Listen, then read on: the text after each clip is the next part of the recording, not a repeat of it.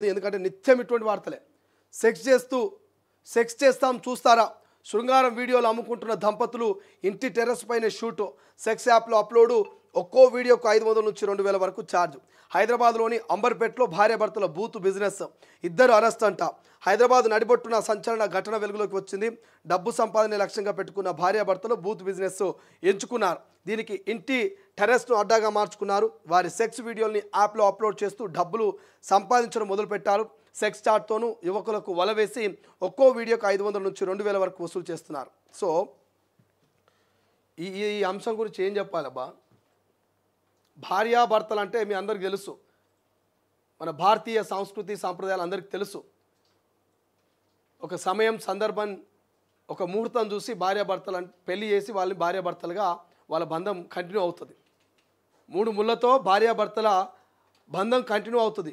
ఆ 3 ముళ్ళ బంధం సచ్చేంత వరకు ఉంటుంది మన భారతీయ సంస్కృతి సంప్రదాయాలు చూస్తే. ఈ భార్యాభర్తల సాంప్రదాయం ఎట్లుంటుంది అనేది మీ అందరికీ తెలుసు.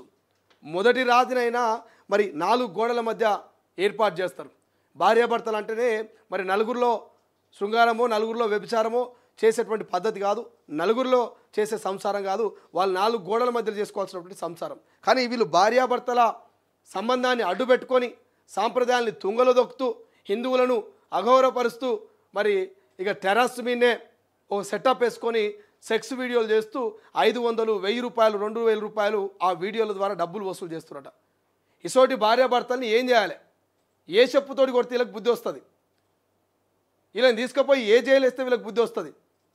నేను అడుగుతున్న, ప్రజా సంఘాలు ఎక్కడ పోయినాయి? హిందూ సంఘాలు ఎక్కడ పోయినాయి? సంస్కృతి సాంప్రదాయాల్ని కాపాడేటువంటి సంఘాలన్నీ ఎక్కడ పోయినాయి? మీరు ఇప్పుడు మేల్కోవాల్సినటువంటి అవసరం ఉన్నది. ఇటువంటి భార్యాభర్తలను మరి ఏం చేయాలి?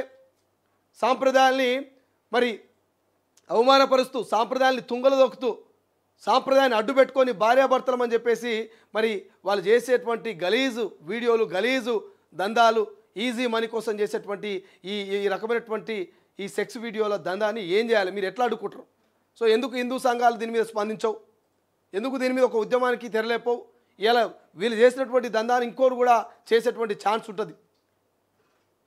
సో ఇప్పటికే రాష్ట్ర ప్రభుత్వం, పోలీస్ డిపార్ట్మెంట్ చెప్తున్నది, పోర్న్ వీడియోస్ చూసినా, పోర్న్ వీడియోస్ ఫార్వర్డ్ చేసినా, పోర్న్ వీడియోస్ సెర్చ్ చేసినా మీ మీద కేసులు పెడతామని చెప్తున్నది. చైల్డ్ పోర్న్ వీడియోస్ కనుక సెర్చ్ చేస్తే ఫోక్సో చట్టం కింద కేసులు పెడతామని హెచ్చరిస్తున్నది. ఇప్పటికీ కొంతమందిని అరెస్ట్ చేసింది. మరి పోలీస్ డిపార్ట్మెంట్ కూడా మరి ఇటువంటి వారి మీద నిఘా పెట్టుర్రి. వీళ్ళు చూసుడు కాదు, ఫార్వర్డ్ చేసుడు కాదు, ఏకంగా వీళ్ళే క్రియేట్ చేస్తున్నారు పోర్న్ వీడియోస్. మరి ఎక్కడనో అమెరికాలో, దుబాయ్లో, లేకపోతే ఇతర దేశాల్లో, ఇతర కంట్రీలో చేస్తున్నారంటే కాదు.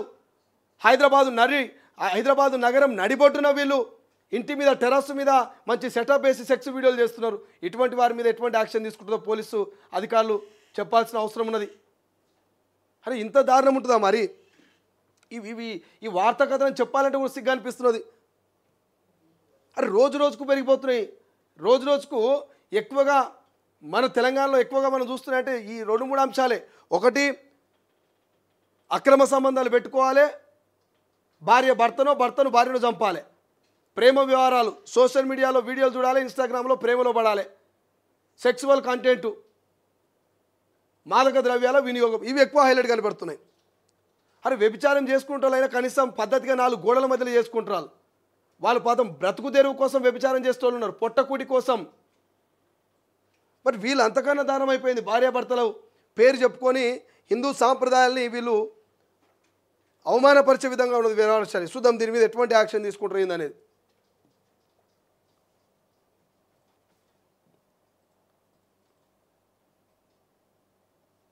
రైట్, ఇంకా హైలైట్గా అనిపిస్తున్నటువంటి అంశాలు ఏమున్నాయి ఇక్కడ?